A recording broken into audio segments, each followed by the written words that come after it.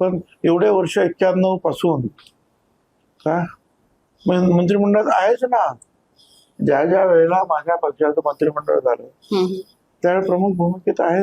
अगदीच. ते काहीतरी असणार, काहीतरी लोकांना वाटत असेल काहीतरी.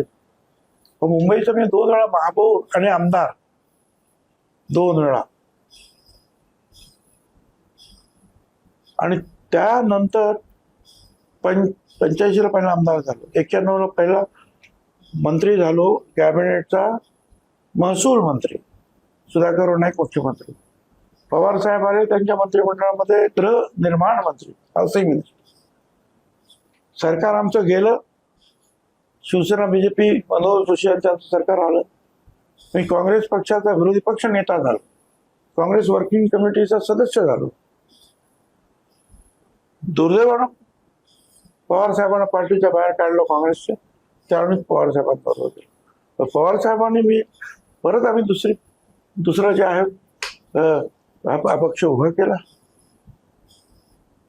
आणि तेव्हा प्रत्येक वेळेला मला कधी सांगावंच लागलं नाही की मला मंत्रिमंडळात घ्या.